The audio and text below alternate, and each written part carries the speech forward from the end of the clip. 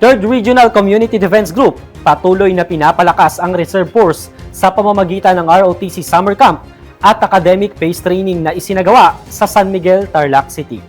Narito ang ulat ni Angel Abalya.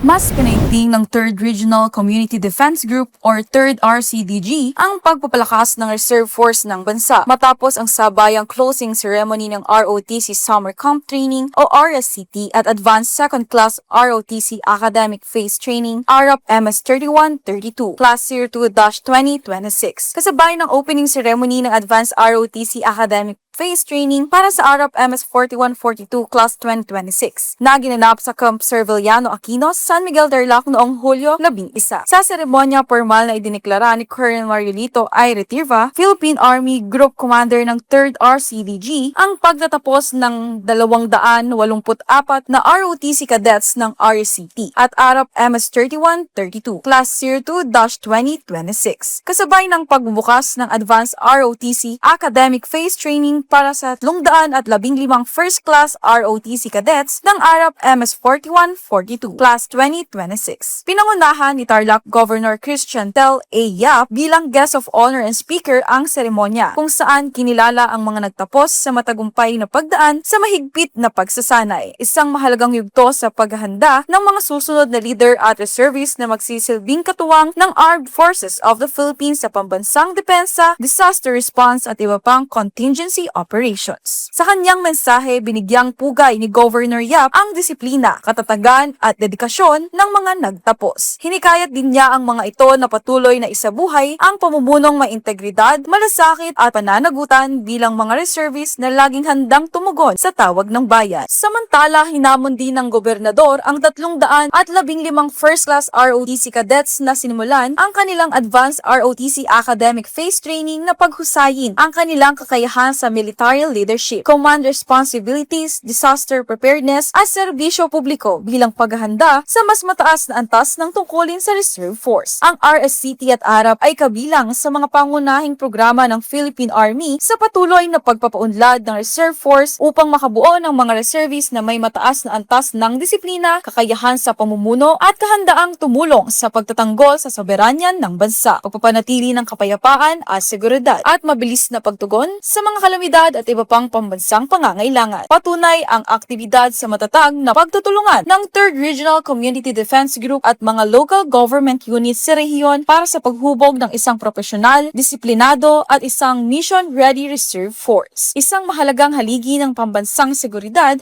at maaasahang katuwang ng Armed Forces of the Philippines sa paglilingkod sa sambayanang Pilipino. Mula dito sa Camp Serviliano A. Aquino sa San Miguel, Tarlac City, ako si Angel Abalya, ang inyong pamilyang kaugnay para sa matatag na hukbong katihan ng Pilipinas.